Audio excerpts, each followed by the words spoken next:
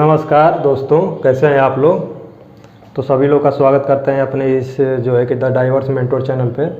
तो आज जो भी न्यूज़ आ रहा है उसके बारे में थोड़ा चर्चा करेंगे। एनसीएफ जो है कि 2023 है, इसके बारे में थोड़ा सा चर्चा करेंगे। बहुत ज़्यादा डीपली में नहीं जाएंगे। अब आप लोगों को कम टाइम में इस सारा कुछ लगभग इसमें बोर्ड पे लिखा हुआ है।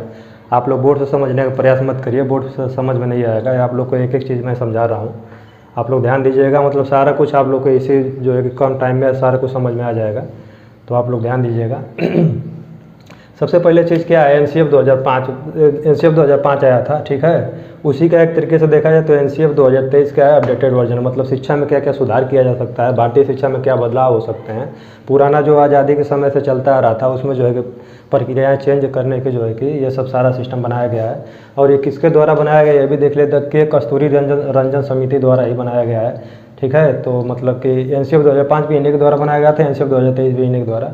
और ये किसके अंडर में आता है, तो मिनिस्ट्री ऑफ एजुकेशन मतलब शिक्षा मंत्रालय के अंदर में आता है, ठीक है। तो इसमें मतलब कि एनईपी पहले 2020 में आया था। ओवरऑल जो ढांचा बनाया गया था, मतलब कैसे जो है कि पढ़ाई वढ़ाई होगी, अब जो है कि पैटर्न कैसे परिवर्तन होगा, ये सारी चीज़ें मतलब एनईपी 2020 में चर्चा किया गया था। और उसको इम्प्लीमेंट कैसा किया जाएगा ये 2023 में मतलब कि सारा ढांचा बन करके तैयार है। और लागू होने की संभावना 2024 और 2025 में संभावना है कि यहाँ से मतलब सिस्टम जो है कि धीरे धीरे लागू हो जाएंगे। और एक चीज़ वो भी इसमें ये भी था कि जो बीएड वाला जो सिस्टम चल रहा था पहले 2 साल वाला, तो उस पर अभी तो कुछ अपडेट नहीं आया है। लेकिन जहाँ तक उम्मीद है कि 2025 के बाद उसको भी 2 साल हटा करके 1 साल कर दिया जाएगा, ठीक है। तो उसके बारे में बाद में चर्चा करेंगे, पहले इसको देख लेते हैं। तो आप लोग जो है कि सबसे इसमें बड़ा चेंज तो क्या आया है कि आप लोग का सेमेस्टर प्रणाली लागू हो गया, ठीक है। और पहले क्या था कि आप लोग का मतलब ईयरली होता था, ईयरली में एक बोर्ड एग्जाम होता था, वो भी केवल 10th का और 12th का, ठीक है। 9th और 11th से कोई मतलब नहीं हुआ करता था। लेकिन अब सिस्टम जो है कि क्या हुआ है, चेंज हो गया है, ठीक है। तो अब क्या होगा, सेमेस्टर प्रणाली एक तरीके से देखा जाए तो लग गया है। 6 महीना पे क्या होगा, बोर्ड एग्जाम्स होंगे, ठीक है। पहले मतलब केवल एक एग्ज़ाम होता था लास्ट में, लेकिन अब 6 महीना पर बोर्ड होंगे। और ऐसे करके आप लोग के मल्टीपल बोर्ड एग्जाम्स होंगे। और उसमें क्या होगा कि क्लास 9th और 10th का जो मतलब कि मार्कशीट बन करके आएगी वो एक ही पे बन करके आएगी, दोनों मतलब जोड़ करके बनाया जाएगा, ठीक है। पहले केवल 5 सब्जेक्ट हुआ करते थे। इससे पहले देखा जाए तो मतलब कि एनसीएफ 2023 से पहले मतलब हम लोग के जब समय की बात है तो मतलब 5 सब्जेक्ट हुआ करते थे। और अब से क्या हो गया, 8 सब्जेक्ट हो गया। 8 सब्जेक्ट मिला करके मतलब इसको 2 से गुणा करेंगे तो 2 साल के एक ही में बन रहा है, तो टोटल 16 कोर्सेस हमारे हो जाएंगे, ठीक है। और 8 ये कंपलसरी है, मतलब इसको पढ़ना ही पढ़ना है सभी लोगों को, 16 कोर्सेज यहाँ पे, ठीक है। और फिर यहाँ पे क्लास 11th और 12th में भी क्या होगा, 16 सब्जेक्ट यहाँ भी, 16 कोर्सेज यहाँ भी अवेलेबल हो जाएंगे। तो इसके हिसाब से फ़ायदा ये होगा कि आप मतलब अपनी मर्ज़ी से कोई भी विषय जो है कि चुन सकते हैं। पहले ये होता था कि अगर साइंस वाला है तो सोशल साइंस नहीं ले सकता है, आर्ट्स मतलब नहीं ले सकता है, कॉमर्स नहीं ले सकता है, बायो नहीं ले सकता है, मतलब ऐसे मतलब सबका अपना कैटेगराइजेशन था। लेकिन अब ऐसा मतलब पूरा फ्रीडम दे दिया गया है एक तरीके से। आज़ादी के बाद ये आज़ादी मिला हुआ है बच्चों को। एक तरीके से ये बहुत अच्छा भी है कि पहले जो है कि समाज में किसी ने जो है कि राय दे दिया कि मैथ ले लो, साइंस ले लो, आगे स्कोप है इंजीनियरिंग में और डॉक्टरी में। तो लोग जो है कि बच्चे क्या करते थे कि दबाव में आ करके ले लेते थे घर परिवार की वजह से। लेकिन अब बहुत अच्छा हो गया है सारा कुछ सिस्टम, मतलब बदला जा रहा है। बहुत खुशी की बात है। बच्चों का जो है कि एक से मानसिक बौद्धिक क्षमता में विकास होगा और उनमें जो है कि डाइवर्सिटी आएगी। फिजिक्स जैसे मान लीजिए साइंस हम लिए हुए हैं, सब्जेक्ट साइंस में फिजिक्स लिए हुए हैं, तो इसके साथ हम आर्ट्स का कोई म्यूजिक सब्जेक्ट भी ले सकते हैं, फिर या तो कॉमर्स का भी कोई सब्जेक्ट ले सकते हैं। मैथ्स लिए हैं तो मैथ्स के साथ हिंदी भी ले सकते हैं, ठीक है। हिंदी कॉमर्स ले सकते हैं, कॉमर्स के साथ मतलब कि आर्ट्स और कॉमर्स के जो भी सब्जेक्ट हुए वो ले सकते हैं, इकोनॉमिक्स ले सकते हैं, ठीक है। आर्ट्स का जैसे सोशल साइंस ले सकते हैं। तो ये सारी चीज़ें मतलब क्लास 11th और 12th में ये सारी चीज़ें आपको इंडिपेंडेंट हो गई हैं। अब एनईपी 2020 के बारे में बात करें तो ये देखिए पहले आया था 1968 में, फिर आया 1986 में, फिर आया 2020 में। और एनईपी का मतलब क्या होता है कि न्यू एजुकेशन पॉलिसी, मतलब कि जैसे कोई शिक्षा का मतलब कोई परिवर्तन होता है, कोई ब्यौरा तैयार किया जाता है, तो उसमें जो पॉलिसी बनाई जाती है वही क्या होता है, न्यू एजुकेशन पॉलिसी होती है।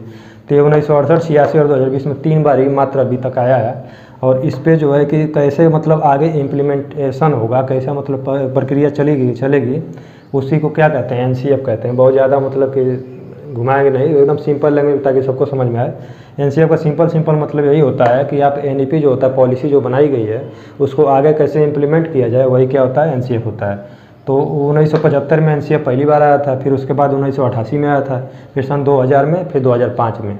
ये सभी स्टूडेंट पे लागू होती थी, ठीक है। लेकिन 2009 में क्या हुआ, ये टीचर्स पे मतलब क्या आया था कि एनसीएफ जो है कि जो बना है 2009, ये टीचर्स केवल टीचर्स के लिए आया था गाइडलाइन एक तरीके से, ठीक है। तो ये सारी चीज़ें आप लोग मतलब कि यहाँ तक आप लोग समझ में आ ही गया होगा। जो नहीं समझ में आया होगा आप लोग कमेंट करिएगा, उसको जो है कि कमेंट में के माध्यम से भी बता दिया जाएगा। और ये भी देखिए साल में 2 बार परीक्षा होंगी, जैसे बता दिया छमाही प्रक्रिया सेमेस्टर प्रणाली लागू हो गया है, जैसे कि ग्रेजुएशन में होता है अधिकतर कोर्सेज में। अब पहले ईयरली था, तो ईयरली धीरे धीरे समाप्त किया जा रहा है, अब सेमेस्टर वाइज ये सारी प्रक्रियाएँ की जा रही हैं। तो एक तरीके से अच्छा है, थोड़ा थोड़ा करके बर्डन कम होगा और बच्चे जो है कि मल्टीपल चीज़ें सीख पाएंगे, ठीक है। तो ये सारी चीज़ें हैं आप लोग का। और ये सब्जेक्ट्स वगैरह देख लीजिए, तो सब्जेक्ट्स में क्या क्या होंगे। वोकेशनल जो कि एजुकेशन होगा पहला, दूसरा फिजिकल एजुकेशन होगा, तीसरा आर्ट्स होगा, फिर सोशल साइंस होंगे, फिर साइंस होगा, फिर इंटरडिसिप्लिनरी एरियाज। इंटरडिसिप्लिनरी एरियाज में मतलब कि हमें लग रहा है कि जो कुछ भी होगा उसको देख लीजिएगा आप लोग। तो यहाँ पे सोशल साइंस और इंटरडिसिप्लिनरी एरिया में जो भी सब्जेक्ट बचे रहेंगे वो सारी चीज़ें आ जाएंगी।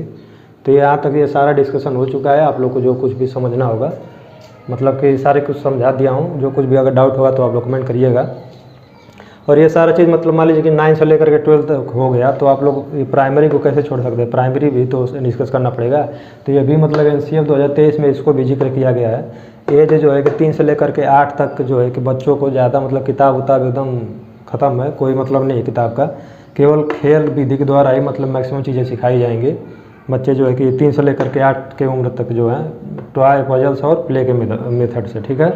फिर क्लास 3, 4, 5 में क्या होगा कि थोड़ा बुक्स को धीरे धीरे इंक्लूड करना शुरू हो जाएगा।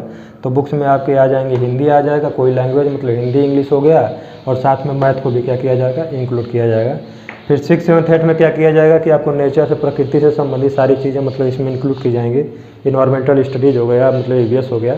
फिर उसी के माध्यम से धीरे धीरे साइंस को क्या किया जाएगा, एक्सप्लोर किया जाएगा। तो दोस्तों ये थे सारा मतलब चर्चा आप लोगों के सामने कर दिया हूँ एनसीएफ 2023 का। और आप लोगों को जो कुछ भी मतलब कि अच्छा लगा हो तो वीडियो को लाइक करिएगा, शेयर और सब्सक्राइब करिएगा चैनल को, और जो भी सुझाव होगा कमेंट में दीजिएगा। ठीक है, यहाँ तक मतलब वीडियो देखने के लिए बहुत बहुत धन्यवाद। जय हिंद, जय भारत, वंदे मातरम।